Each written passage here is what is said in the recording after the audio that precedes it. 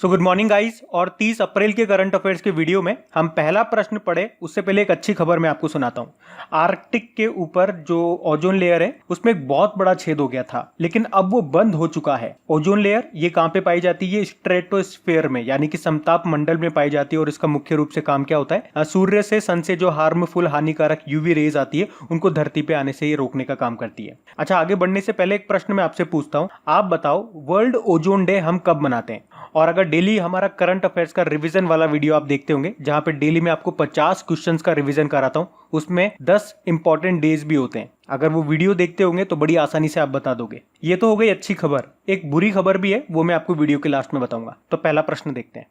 तो पहला प्रश्न है, 2021 में पुरुषों की विश्व मुक्केबाजी चैंपियनशिप की मेजबानी कौन सा देश करेगा? सही उत्तर होगा ऑप्शन बी, सर्बिया। एक्चुअली में ये क्वेश्चन बहुत ज्यादा इंपॉर्टेंट है, क्योंकि ये चैंपियनशिप पहली बार भारत में होने वाली थी, लेकिन इंटरनेशनल बॉक्सिंग एसोसिएशन ने मना कर दिया। तो अब ये 2021 में भारत में नहीं, सर्बिया में होगी। सर्बिया के बेलग्रेड में होगी। अच्छा, भारत में क्यों नहीं हो रही? भारत में होने से क्यों मना कर दिया? तो जो हमारे इंडियन बॉक्सिंग एसोसिएशन के अध्यक्ष हैं अजय सिंह, उन्होंने बताया जो भारत को भुगतान करना था तो वो भुगतान करने में देरी हो गई, और इसी कारण से ये चैंपियनशिप भारत से छिन गई। और इसी तरह से आपको याद होगा, इस साल नवंबर में FIFA under 17 women's world cup भी होने था भारत में, लेकिन कोरोना वायरस के कारण उसे भी रद्द कर दिया गया। अच्छा, इंटरनेशनल बॉक्सिंग एसोसिएशन की बात करेंगे। स्थापना 1946 में हुई। हेडक्वार्टर इसका लाउजेन स्विट्जरलैंड में है, और इसके अध्यक्ष हैं डॉक्टर मोहम्मद मोसासेन। अब सर्बिया में होगा, तो सर्बिया भी देख लो मैप में। ये रहा मैप में सर्बिया। इसकी कैपिटल बेलग्रेड है, जहां पे ये होगा। करेंसी है सर्बियन दिनार।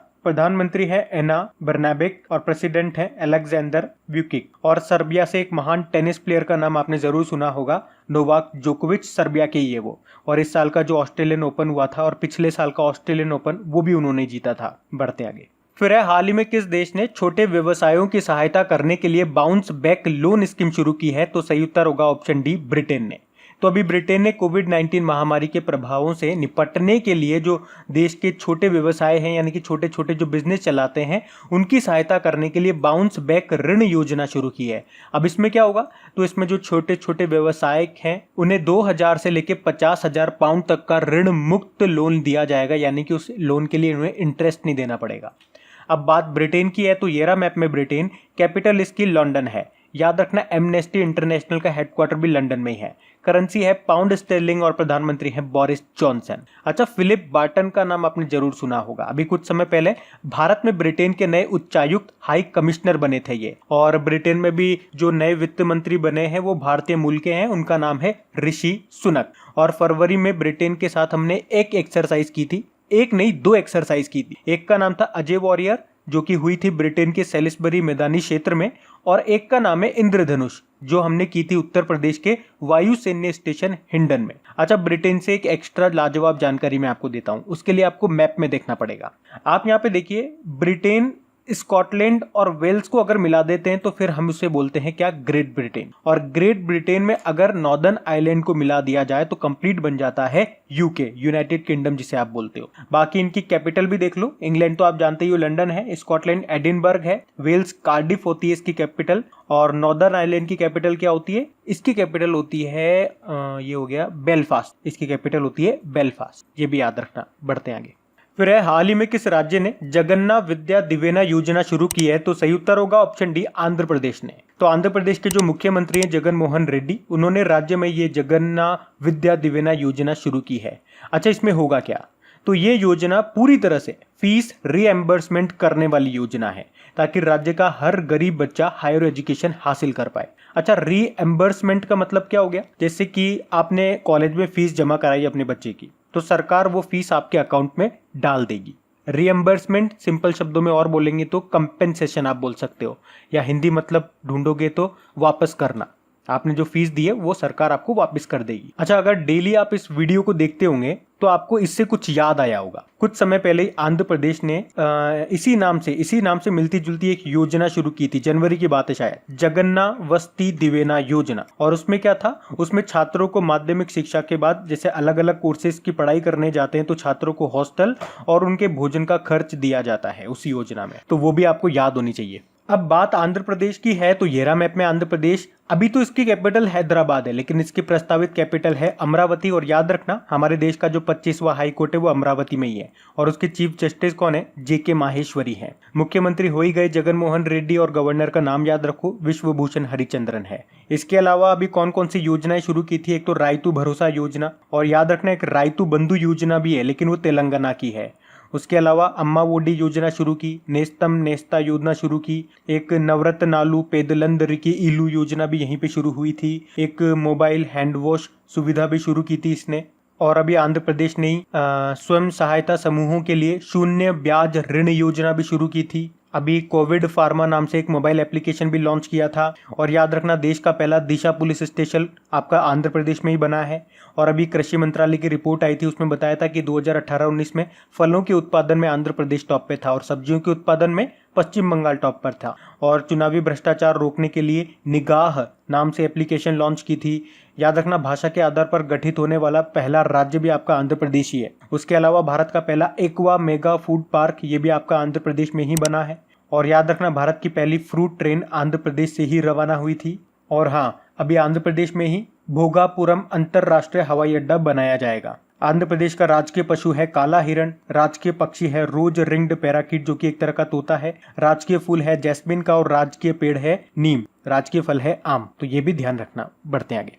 फिर है हाल ही में मेडिसिन मेकर पावर लिस्ट 2020 में टॉप 20 वैश्विक नेताओं यानी कि ग्लोबल लीडर्स में किस भारतीय को शामिल किया गया? तो आंसर होगा ऑप्शन बी किरण मजूमदार शो को। तो ये बायोकॉन की संस्थापक और चेयरपर्सन है किरण मजूमदार शो, और इन्हें अभी मेडिसिन मेकर पावर लिस्ट 2020 में शामिल किया गया है। इस लिस्ट में दुनिया के 60 लीडर्स को शामिल किया गया है। ये वो लोग हैं जिन्होंने बायोफार्मास्यूटिकल के क्षेत्र में महत्वपूर्ण योगदान दिया है। और अगर किरण मजूमदार शो की बात करें तो उन्हें 2015 से लगातार इस सूची में शामिल किया जा रहा है। अच्छा, किरण मजूमदार शो के नाम से कुछ याद आ रहा होगा आपको। अभी कुछ समय पहले ही ऑस्ट्रेलिया का सर्वोच्च नागरिक सम्मान जिसे कहते हैं ऑर्डर ऑफ ऑस्ट्रेलिया से इनको सम्मानित किया गया था, और ये सम्मान पाने वाली ये चौथी भारतीय बनी थी। बाकी देखो यहाँ पे लिखा हुआ है सुधा मूर्ति इन्फोसिस फाउंडेशन की चेयरपर्सन है, और अभी इनका नाम न्यूज में था क्योंकि इन्होंने एक बुक लिखी थी। बुक का नाम था how the onion got its layer. बाकी वी कृष्णा स्वामी की बात करेंगे, खेल पत्रकार है, स्पोर्ट्स जर्नलिस्ट, और इन्होंने PV सिंधु के ऊपर बुक लिखी है जिसका नाम है shuttling to the top the story of PV Sindhu. तो इनके नाम भी ध्यान रखना। बढ़ते आगे। फिर है हाल ही में किस बैंक ने मैक्स लाइफ इंश्योरेंस में 29% हिस्सेदारी खरीदने का फैसला किया है? तो आंसर होगा ऑप्शन ए एक्सिस बैंक ने। तो अभी एक्सिस बैंक ने मैक्स लाइफ इंश्योरेंस में 29% अतिरिक्त हिस्सेदारी की एक्स्ट्रा खरीदने का फैसला किया है। कितने में? करीब 1592 करोड़ रुपए में। और इस सौदे के बाद मैक्स लाइफ इंश्योरेंस में एक्सिस बैंक की जो हिस्सेदारी होगी वो टोटल 30% हो जाएगी, क्योंकि थोड़ी बहुत इसकी हिस्सेदारी पहले से भी है। अच्छा, वैसे मैक्स लाइफ इंश्योरेंस का नाम सुन के आपको कुछ याद आया होगा। अभी कुछ समय पहले इसने यस बैंक के साथ 5 साल के लिए अपना जो बीमा समझौता है जिसे इंग्लिश में बैंक का इंश्योरेंस बोलते हैं वो भी किया था। बाकी जो आप यहाँ पे देख रहे हो ये सारे बैंक अभी न्यूज में थे, जैसे कि सिटी यूनियन बैंक। अभी जो इसके MD CEO है उनको रीअपॉइंट किया गया था, पुनः नियुक्त। क्या नाम है उनका? N कामाकोदी। और यूनियन बैंक ऑफ इंडिया की बात करेंगे तो एग्जीक्यूटिव डायरेक्टर बने कौन? विरूपाक्ष मिश्रा। और कर्नाटक बैंक के MD CEO को फिर से नियुक्त किया गया, नाम है उनका महाबलेश्वर MS। बाकी एक्सिस बैंक की बात कर लेंगे तो इसका हेडक्वार्टर मुंबई में है। एक्सिस बैंक याद रखना ये तीसरा सबसे बड़ा प्राइवेट सेक्टर का बैंक है। MD CEO इसके अमिताभ चौधरी हैं, और इसका जो टैगलाइन है वो है बढ़ती का नाम जिंदगी। मैक्स लाइफ इंश्योरेंस की बात हुई है, उसके बारे में भी जान लो। हेडक्वार्टर नई दिल्ली में है, और ये भारत में चौथी सबसे बड़ी प्राइवेट लाइफ इंश्योरेंस कंपनी है। इसके MD CEO का नाम क्या है? प्रशांत त्रिपाठी है। अच्छा, यस बैंक के MD CEO का नाम भी प्रशांत है, लेकिन उनका नाम है प्रशांत कुमार, और ये है प्रशांत त्रिपाठी। तो ये भी थोड़ा सा ध्यान रखना, कंफ्यूज करने वाले नाम है। फिर है हाल ही में किस बैंक ने सेल्फ हेल्प ग्रुप्स यानी कि स्वयं सहायता समूहों के लिए एक विशेष ऋण योजना शुरू की है? तो सही उत्तर होगा option A Indian overseas bank ने।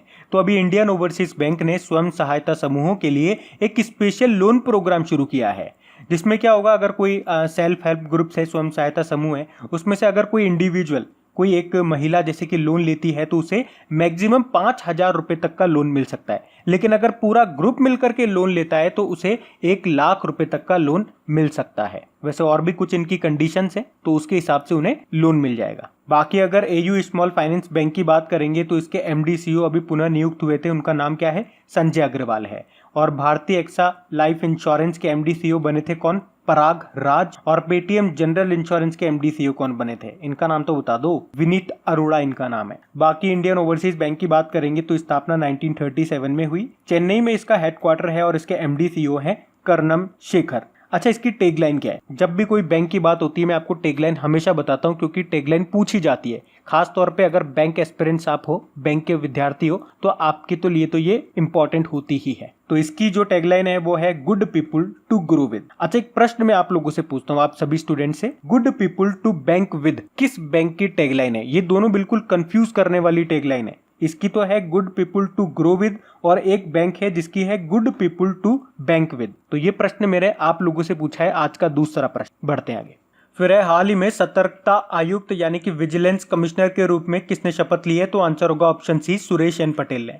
तो ये आंध्रा बैंक के पूर्व प्रमुख थे सुरेश एन पटेल, और अभी ये केंद्रीय सतर्कता आयोग में सतर्कता आयुक्त यानी कि विजिलेंस कमिश्नर बन गए हैं। अच्छा, वैसे अभी आपको याद भी होगा हमारे जो नए केंद्रीय सतर्कता आयुक्त बने हैं, कौन बने हैं? संजय कोठारी बने हैं, यानी कि चीफ विजिलेंस ऑफिसर। अच्छा देखो, इन्हीं से मिलता जुलता नाम मैंने रखा है दिलीप कुमार पटेल। ये भी पटेल है, वो भी पटेल है, तो कंफ्यूज करने वाले नाम है ये, और जानबूझ के मैंने इनको ऑप्शन के साथ रखा है ताकि अगर आप इनको नोट करते हो तो एक जगह नोट कर सको। और दिलीप कुमार पटेल अभी एनटीपीसी के मानव संसाधन निदेशक यानी कि एचआर ह्यूमन रिसोर्सेज डायरेक्टर बने थे, याद होगा आपको। और बिमल जुल्का का नाम भी याद रख लो, मुख्य सूचना आयुक्त चीफ इंफॉर्मेशन कमिश्नर के रूप में नियुक्त किया गया था। अच्छा, अभी आपको याद होगा राष्ट्रपति रामनाथ कोविंद जी के सचिव बने थे, कौन बने थे? चलो ये आप ही के लिए प्रश्न छोड़ते हैं, कौन बने थे? ये आज का तीसरा प्रश्न पूछा है मैंने आपसे। बढ़ते हैं आगे। अच्छा देखो, बीच बीच में जो मैं आपसे प्रश्न पूछता हूं, अगर आप में से कोई नया स्टूडेंट है तो घबराया मत करो कि इनके आंसर कौन बताएगा, क्योंकि इन सभी डेली करंट अफेयर्स हो गया या रिवीजन वीडियो हो गए या वीकली करंट अफेयर्स वाले वीडियोस हो गए, उन सभी वीडियोस का ऑडियो भी मैं तैयार करता हूं और वो ऑडियो बना करके अपलोड करता हूं खबरी एप्लीकेशन पे। तो यहाँ पे जो भी क्वेश्चन आपसे पूछे जा रहे हैं उनके आंसर मैं वहां पे दे देता हूं। तो वीडियो देखने के बाद जब भी आपके पास समय हो वो ऑडियो आप सुन लिया करो, ताकि चीजों का आपका रिवीजन भी होता रहेगा। काफी क्विक रिवीजन करते हैं हम वहां पे, 6 से 7 मिनट में हमारा पूरा खत्म हो जाता है लेक्चर। और वो ऑडियो ऐसे टाइम पे सुना करो जब आपका कोई भी सब्जेक्ट पढ़ने का मन नहीं कर रहा हो, जब आप थोड़ा सा घूम रहे हो, छत पे, बाहर गार्डन वगैरह पे घूम रहे हो, जिस तरह से घूमते हैं तो कानों पे ईयरफोन लगा के सॉन्ग सुनते हैं ना, उसी तरह से सॉन्ग की जगह इन ऑडियो को सुन लिया करो, तो आपके दोनों काम हो जाएंगे। तो इस तरह से चीजों को आप टाइम के साथ मैनेज करोगे तो सब कुछ आसान हो जाएगा आपका। चलो अब बढ़ते हैं आगे। फिर है हाल ही में किस देश ने चंद्रमा का पहला डिजिटल एकीकृत भूवैज्ञानिक नक्शा यानी कि यूनिफाइड जियोलॉजिकल मैप लॉन्च किया है? तो आंसर होगा ऑप्शन डी, अमेरिका ने। तो अभी अमेरिका के जो जियोलॉजिकल सर्वे यानी कि खगोल विज्ञान केंद्र है उसने चंद्रमा का एक नक्शा तैयार किया है, और ये अब तक का पहला जियोलॉजिकल नक्शा है, और इस नक्शे को unified geological map of the moon नाम दिया गया है। ये जो मैप है भविष्य में चांद पर होने वाले जो सर्वे हैं उनमें हेल्प करेगा, मदद करेगा। वैसे आपको याद होगा अभी नासा जो है वो 2024 तक चांद पर एक बेस कैंप बनाने की तैयारी कर रहा है, और उसके जो मून मिशन है उसका नाम क्या है? Mission Artemis. और अभी नासा ने ही सूर्य के अध्ययन के लिए एक मिशन की घोषणा की थी, क्या नाम है उसका? Sunrise mission. अब यहाँ पे बात अमेरिका की है, तो ये रहा मैप में अमेरिका। कैपिटल इसकी वॉशिंगटन डीसी है। प्रेसिडेंट है इसके डोनाल्ड ट्रंप। कौन से नंबर के हैं? 45वें नंबर के हैं। और अभी राष्ट्रपति चुनाव होने वाले हैं इसी साल। और अच्छा ये बताओ डोनाल्ड ट्रंप किस पार्टी से हैं? तो ये रिपब्लिकन पार्टी से हैं, जिसका चिन्ह है हाथी। और जो डेमोक्रेटिक पार्टी है अपोजिट, उसका जो चुनाव चिन्ह है वो है डोंकी। ऐसे याद रख लो, डी से डेमोक्रेटिक, टी से डोंकी, याद रहेगा। और डोनाल्ड ट्रंप की जो वाइफ है उनका नाम है मेलानिया ट्रंप, और ये भी अभी न्यूज में थी क्योंकि इनके ऊपर एक बुक लिखी है। बुक का नाम है the art of her deal, the untold story of Melania Trump. और बुक किसने लिखी है? मैरी जॉर्डन ने। और अभी अमेरिका का चिड़ियाघर न्यूज में आया था, अमेरिका का ब्रॉक्स चिड़ियाघर, क्योंकि उसमें 4 साल का जो बाघ है वो कोरोना वायरस से संक्रमित पाया गया था। तो उसका नाम याद रख लो आप, क्योंकि अमेरिका का पहला जानवर था ये जो कोरोना वायरस से संक्रमित पाया गया। नाम है इसका नाडिया। उसके अलावा याद रखना अमेरिका भारत का सबसे बड़ा व्यापारिक देश बन गया है चाइना को पीछे छोड़ करके। और अभी तरनजीत सिंह संधू अमेरिका में भारतीय राजदूत बने थे, इनका नाम भी याद रखो। उसके अलावा एक अमेरिकन गोल्फर है टाइगर वुड्स, उन्हें 2021 के लिए गोल्फ हॉल ऑफ फेम में शामिल किया गया। और याद रखना अमेरिका ने ही कोरोना के लिए वैक्सीन के पहले मानव ट्रायल की शुरुआत की थी। बढ़ते आगे। फिर हाल ही में भारत ने पीटरबर्ग जलवायु संवाद के 11वें सत्र में हिस्सा लिया। आपको बताना है ये किस देश में आयोजित किया गया था?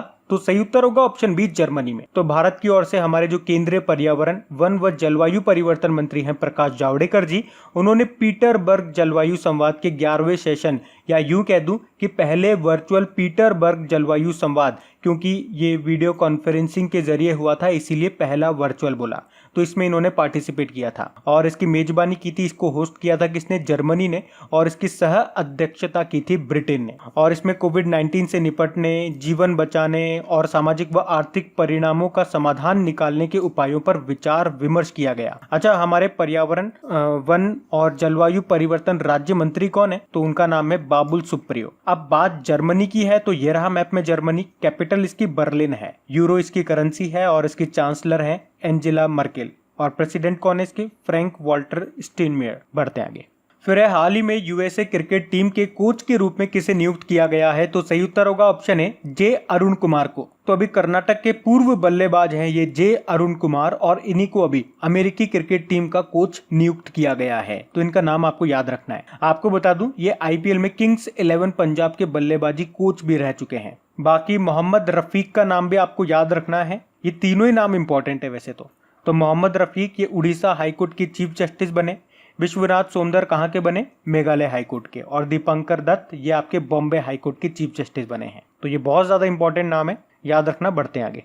फिर है हाल ही में अंतरराष्ट्रीय नृत्य दिवस यानी कि इंटरनेशनल डांस डे कब मनाया गया, तो सही उत्तर होगा ऑप्शन बी 29 अप्रैल को। तो हर साल 29 अप्रैल को इंटरनेशनल डांस डे के रूप में मनाया जाता है। तो इसे बेले डांस होता है, तो उसके जनक कहे जाने वाले जीन नोवरे की जयंती की याद में इसे मनाया जाता है। तो आपको सिंपल सा याद रखना है 29 अप्रैल को मनाते हैं इंटरनेशनल डांस डे। अच्छा देखो, आज आपका ये अप्रैल वाला महीना खत्म हो चुका है, और जब से ये अप्रैल का महीना शुरू हुआ था तब से जब भी इंपॉर्टेंट डेज आता है मैं आपको सारे इंपॉर्टेंट डेज का रिवीजन कराता हूँ उस मंथ के। तो आज ये आपके पास आखिरी मौका है, क्योंकि अब हम अप्रैल के मंथ को तो कम से कम रिवाइज नहीं करने वाले हैं, क्योंकि हम आगे वाले मंथ में मूव करेंगे तो वहां के इंपॉर्टेंट डेज को रिवाइज करेंगे। तो आप ये समझो कि ये आपके पास आखिरी मौका है अप्रैल के मंथ को रिवाइज करने का, अच्छे से लिखने का। तो 2 मिनट के लिए वीडियो को पॉज करो और अप्रैल मंथ के जितने भी इंपॉर्टेंट डेज आपको याद हैं वो 1 बाय 1 लिखो, जिससे आपको एक साथ पता लगेगा कि अप्रैल मंथ के सारे इंपॉर्टेंट डेज आपको याद है या नहीं है। और आपकी सहूलियत के लिए मैं यहाँ पे शीट भी शो कर दूंगा, अगर कहीं अटकते हो तो वहां से देख करके उसको याद करके लिख लेना। फिर है हाल ही में किसने एक्सेस टू कोविड-19 टूल्स एक्सेलरेटर पहल लॉन्च की है, तो सही उत्तर होगा ऑप्शन बी G20 समूह ने।